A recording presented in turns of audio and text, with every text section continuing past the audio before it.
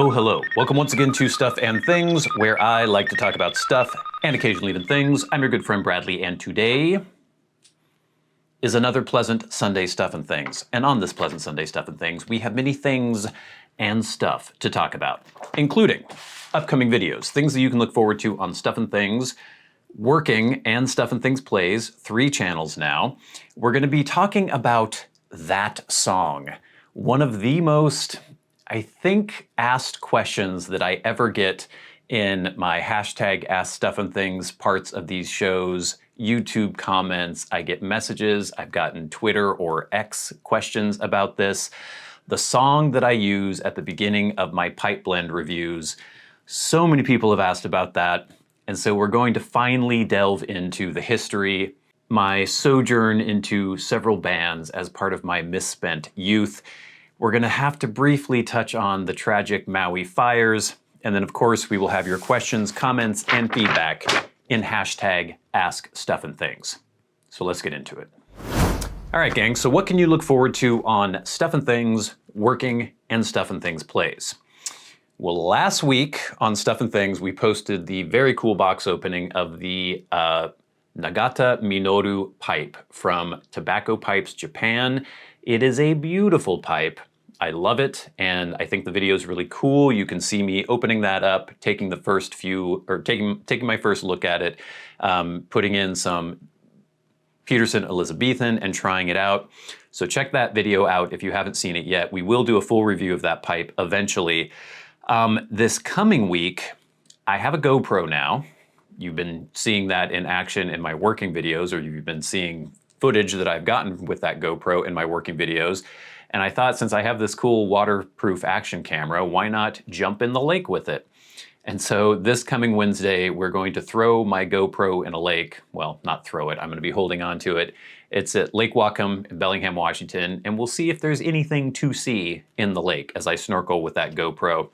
After that, the next week, we're gonna have first impressions of Cult Blood Red Moon. Definitely stay tuned for that because I was quite surprised by this blend. This coming Monday at 6 a.m. Pacific time, Working episode 09 will be posting, and that is acid washing and sealing a sand finish slab. So I'm gonna be burning off the surface of the concrete with acid and then sealing it. Pretty interesting stuff. And then on Stuff and Things Plays every Monday, Wednesday, and Friday, the Tears of the Kingdom series is continuing, and I know I'm constantly calling it Breath of the Wild even while I'm playing the game, but it is Tears of the Kingdom, the sequel to Breath of the Wild. It is probably, might be the best game I've ever played. It's tough to say because I haven't even finished it yet, but it is just endlessly enjoyable and so much fun, and I think you'll enjoy watching it. So, lots of good stuff coming up. Please stay tuned. All right, gang, so for years now, at the beginning and end of my pipe blend review videos, I have put a part of a song, the song that goes like this.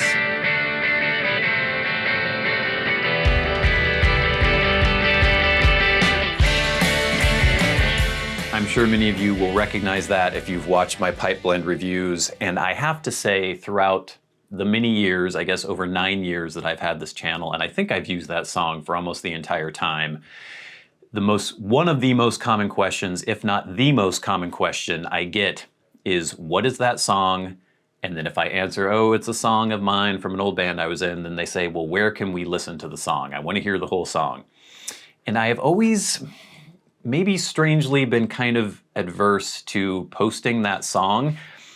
I obviously am a fairly self-confident person. I can put myself out there. I don't think I have a ton of false modesty, or I'm not particularly reserved and retiring when it comes to things that I think I'm actually good at. I don't think I'm braggadocious, but I'm also not I'm not reserved as far as that goes. But I'm also kind of my own worst critic. And so when people wanted me to post that song, like, obviously I don't mind you hearing it a little bit because I posted it, or I placed it at the beginning and end of my pipe review videos or pipe blend review videos. But there's just something about it where I'm like, I don't know if it's really that good. And I didn't want to seem like I was like, ooh, here's this song. Listen to this song I did in this band from years ago that was never successful. So I don't know, there's just something that prevented me from wanting to post that video, but I've gotten enough people asking about it that I finally decided to post it. It is live now on YouTube. I will put a card up here somewhere where you can go to that video. It's just the audio and just like a black screen with the name of the song. The song is called Radio. You can watch that or listen to it now if you wish. And I thought I would just tell you a little bit of the story of my experience being in bands. I love music. I've always loved music. And I think ever since I got my first guitar when I was like 15 years old, I had notions that maybe I would be a musician someday. Now, I didn't practice enough back then. I learned just enough guitar to be dangerous to myself and others. I could write songs, but I would never have considered myself a guitar player. I've been trying to remedy that the last couple years by practicing every single day, but I was never that dedicated before. It was something I enjoyed, but I never really put enough time in it to get really good at it. But I could sing, and I've always been able to sing. I've always enjoyed singing. And so from the age of, I think, 20 up through my early 30s, I was often in a band. Well, maybe not often, but I was in several bands. So started out in my, God, how old would I have been? I think 20 is when I joined my first actual band, and I was trying to look through some of my old pictures, but I don't know if I have any from that era. Maybe somewhere, but they're probably just hard copies, not digital, not digitized and on my computer. But the band was called The Make. And we were a kind of mod revival sort of band. We were super into the mod revival stuff from the from the 70s, power pop, post-punk, really loved the Jam, and then we liked a lot of the original 60s mod stuff. And so we sort of patterned ourselves after that. We wore suits, we had kind of mop top haircuts, and we would cover songs by the Buzzcocks, bands like that. We did original songs as well. I usually wrote the lyrics, and I was the singer. I did not play any instrument in the band. We were never successful, but we were able to play quite a few shows. There was a kind of weird mod scene going on in LA at the time, and so we played a lot of clubs, we played some festivals, had a good time. If I have any of that music, maybe I'll try to post some now.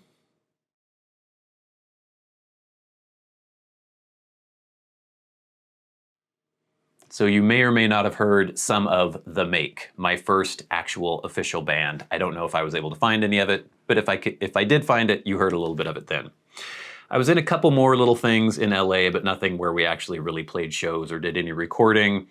And then when I moved back to the Pacific Northwest, which is where I'm from, my hometown of Bellingham, in my mid-20s, I kind of played around with a couple different bands. Again, none that ever really did too much. And it wasn't until I was in my, I think like 26, 27, that I joined the band called the Arcadians.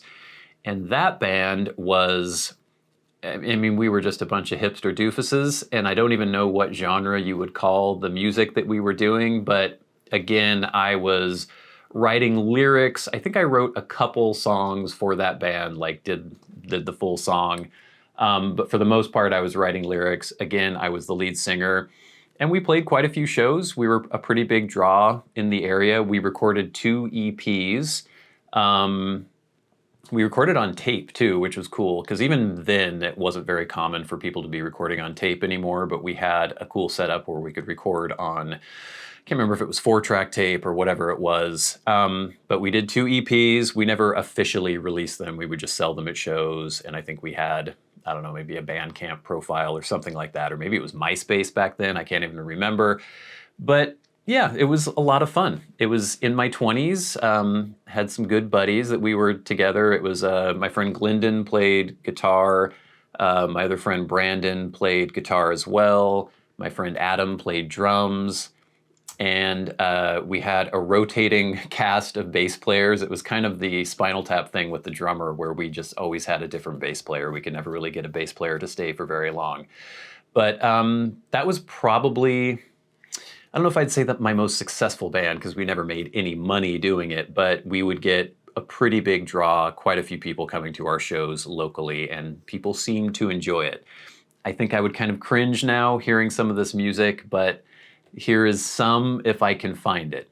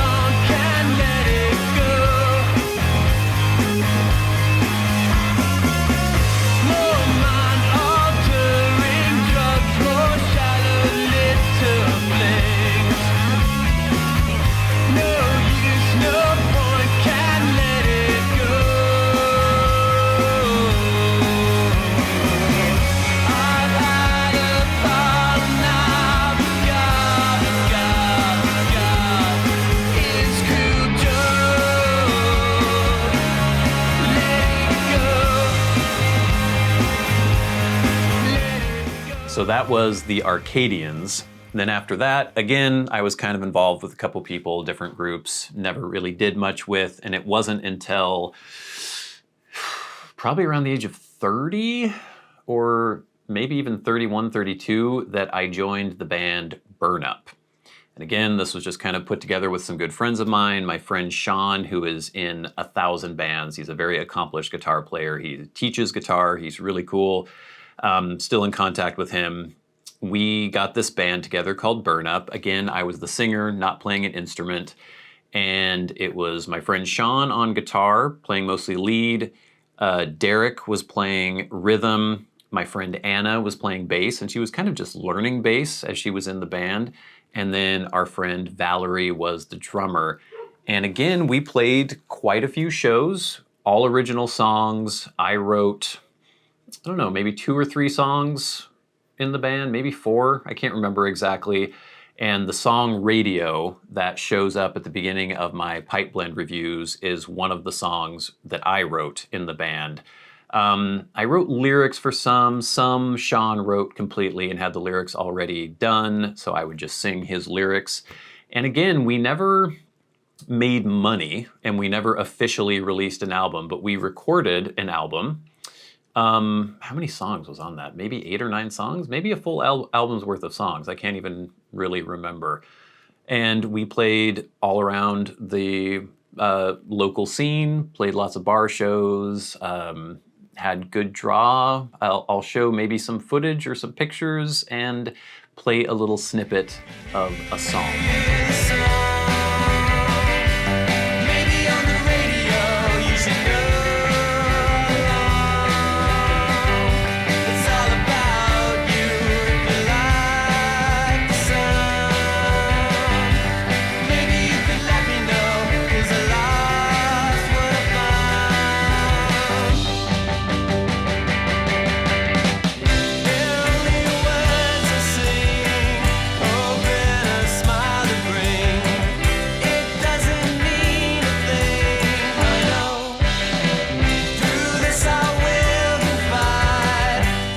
So there you go. The brief and somewhat embarrassing history of my misspent youth playing in bands or being in bands, performing in bands in my 20s and early 30s. I still love music, obviously. Well, not still, it's only recently, the last few years, that I've really tried to drill down and start getting good at guitar. I still kind of fool around writing songs. I have this idea in my head that I may eventually want to record like an album's worth of material by myself. That would be fun. You may have heard other little things I've done, like in the Brad Craft show, the Minecraft series that I've done. I play the intro and sing the intro for that. Like, music is a thing that I've always been interested in and always been involved in, but enough people have asked to hear the full song Radio that starts my Pipe Blend reviews and ends my Pipe Blend reviews that I thought it was finally time for me to post that song and answer the question for good.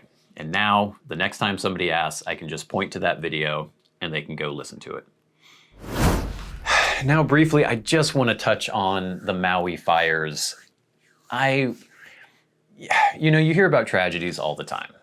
We live in a global society now, so if anything happens on the other side of the world, you'll hear about it. And obviously there are always tragic things happening because there are billions of people in the world, and there's always going to be something bad happening somewhere. And often they don't really hit home personally because you may not have experience with the people. You can still empathize, you can still feel saddened by what has occurred, but it doesn't necessarily affect you personally. And these Maui fires have really gotten to me because, you know, I was just in Maui several years ago. My aunt and uncle have a condo. I have a condo in Kihei in Maui. And so I was hearing firsthand from them about the progress of the fires. It got very close to their condo. It got very close to Kihei, where they spend a lot of time. And it was really sad to hear about Lahaina. Obviously, the worst thing is just the loss of life. Obviously, dozens of people, maybe more, maybe hundreds. We don't know yet. There are a lot of people still missing. And then just the landmarks, the historical buildings, just these amazing places that I got to experience firsthand that have just been erased off the face of the earth. It's really sad. When I heard that the giant banyan tree in Lahaina was burning, I just remember so vividly visiting that and just how amazing and magical the whole experience was, being in Maui, being in Lahaina, just exploring that area, and just to think that all those places are gone is just so sad to me. There's some comfort in knowing apparently the banyan tree might not be completely destroyed. It might come back. It looks like it's still standing. A lot of the buildings that are historic, there's an amazing old church there. Can't remember the guy's name now. There was a house that had been turned into a museum. It was basically where a Christian missionary lived, and we had gone there and done a tour and seen some of the old historic buildings and everything. Some of these places have been destroyed in the past, and they've rebuilt them. So, you know, I know life will go on. I know things will come back, but it's just sad to think of some of the cultural heritage and things that have been lost, or some of the really historical buildings and just these touchstones to the past that might not recover. Obviously, the people who lost their homes and their businesses and people who lost their lives, that is the biggest tragedy. And I just hope that they can recover quickly, and hopefully things like this can be prevented in the future. I guess there's a lot of finger pointing where people knew that there was a great risk to Lahaina and no one really did much about it. I don't know about any of the political machinations or anything like that, but I know that it was just kind of a perfect storm of a horrible situation in which the hurricane force winds were coming through and feeding the flames and making it really difficult to fight the fires. I don't know. It's just very sad. And my heart goes out to the people who lost loved ones and their homes and their businesses, and I just wish all the best to the people of Hawaii and to Maui and hope that they can recover quickly. But now, gang, it is time for hashtag #AskStuffandThings. Remember, if you have a question for me and you would like it answered on the Sunday Stuff and Things, tweet at SAT Bradley with the hashtag #AskStuffandThings. You can also write to me via Patreon. If you are a Patreon supporter, go right to the front of the line. You can hit that super thanks button under this video, go right to the front of the line, or you can leave comments, questions, and feedback in the comments section of my YouTube videos. First, we have some feedback from last week's Sunday Stuff and Things. This is from the New Media of the Dawn. Nice seller. So I guess all your Gawith blends have held up. I heard some of their tins are crap and leak and rust. My favorite tea is Ennerdale, so I don't even care that I can't get the others. Doubtful I'd like them more anyway. I've heard similar things about Gawith blends. I have never personally experienced any issue with Gawith blends rusting or anything like that. I have never had a tin go bad on me. I think maybe because they are in sort of temperature controlled areas. I always have them inside. I don't have them like in a basement or in a cellar or anything like that. So I can't speak to that personally, but I've never had any issue with any tins at all. Next, from @ChadCurtis8731, Bradley. I can't wait for you to try Wessex Curly Block. A lot of people were mentioning Wessex Curly Block when I showed my cellar that gigantic log of tea that I had. It is an awesome vapor, and I would bet a lot that you will love it when you try it. Yes, it takes a little longer to prepare, but it makes up for it with its greatness. I think I saw a few tins I gave you in there. It's nice to see the cellar. In all honesty, it makes me feel like a hoarder seeing you only have one box. Cheers, I enjoyed the video as always. And yeah, chat, I remember you definitely have some blends in there, or I definitely have some blends in there from you, so thank you. Next, from @7furbag, you, sir, are a magician. How did you get all that in that small box? Bravo. Yeah, it's funny, I've had that same box and I keep thinking it's full, but I still manage to shove things in there. It's kind of like a game of Tetris. Next, from @SJFrazier0410, I'd pay way too much money for that Dunhill Dark Flake. Excellent seller choice. Yeah, you can't get the Dunhill Dark Flake anymore. I've wanted to actually crack that tin open, but I keep thinking, maybe I shouldn't. I probably will eventually. And now, feedback for the Nagata pipe box opening. This is from @Leonine9463. I have not seen many Japanese pipes before, and I regret it because that pipe is really awesome. And you are right. It is a beautiful pipe. You guys should check out that video if you haven't seen it. @Benaisiam says, I like to drill pipes like that with a forward cant because with a conical shaped bowl, it will meet at the exact bottom center. And that was one of the cool things I noticed about that Japanese pipe is because it has a stem, straight stem, and then a canted bowl, it is cool that the hole into the heel of the bowl is directly centered in the bowl. Pretty neat. And then @BlakesPipes says, I would have gone with Captain Black Cherry for the first try of that pipe. LOL, have a nice night, Bradley. Yeah, and I don't think I'm going to be letting any aromatics near that pipe. And then finally, @user-EL5ND2KN2R, gorgeous pipe and no lathe work? Wow, extra skillful execution. Brilliant. I really enjoy observing Japanese pipe makers and their elegant design work. So interesting. A Zulu with a Dublin bowl, which I have also seen described as a yachtsman or Woodstock pipe. Elizabethan tea is a good start, Bradley, for a favorite blend. It also looks the part. Could you imagine Sir Walter Riley lighting up on this one? And yeah, that's one of the things. That pipe is just hand carved completely. There is no lathe work in the pipe whatsoever. I don't know if he uses any power tools. Maybe, I'm not sure. But it's just so delicate and just so skillfully executed. You should definitely check out that video if you haven't seen it yet. But now, gang, it is time for the very best part of the show, and that is where we thank our Patreon supporters. Remember, if you would like to support the channels on Patreon, there is a link in the description box below, and it is greatly appreciated. I'm getting to the point where I think I'm gonna have to upgrade my workstation because I'm trying to edit 4K video now, and it is a struggle. My computer seems like it's probably going to spontaneously burst into flames at any moment when I'm trying to record or when I'm trying to edit this 4K video, and I know that I have to start switching over to 4K because that's just the way the tech wind is blowing right now. So eventually I'm gonna have to upgrade my workstation, and that's gonna be expensive. So all of the stuff that you guys contribute to Patreon and to Super Thanks and things like that, that helps pay for equipment and for the Adobe Creative Suite, all the stuff I need to produce those videos. So thank you so much for helping out with that. And every week we like to shout out those who support the channels at $25 or more a month. There is a Stellar's J screeching outside the window right now, and it is very loud. I don't know if you can hear that. They're probably the most obnoxious sounding bird in the world.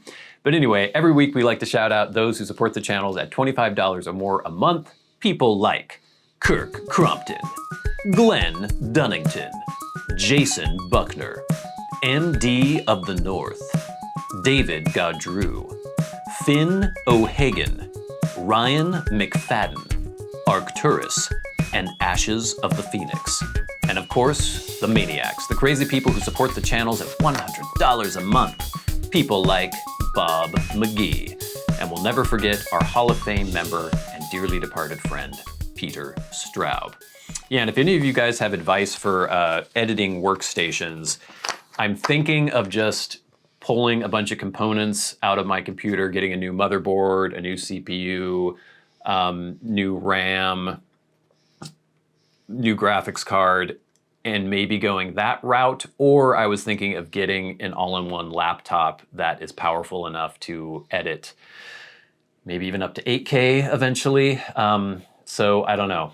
I don't want to switch to Mac, and that's really expensive, but if you guys have any advice out there for things that you like, things that you've heard are good for video editing? Let me know in the comments below, but thank you so much for watching this edition of the Sunday Stuff and Things. Please stay tuned for Working Episode 9, Acid Washing and Sealing a Sand Finish Slab, the GoPro in a Lake video coming up this Wednesday. I think it's pretty fun and pretty cool. And of course, we'll have the first impressions of Cult Blood Red Moon coming up, and Zelda Tears of the Kingdom every Monday, Wednesday, and Friday, and lots more to come. But until next time, until we meet again, I've been your good friend Bradley. You've been the audience. This has been Stuff and Things on a very pleasant Sunday Stuff and Things. I'll see you later.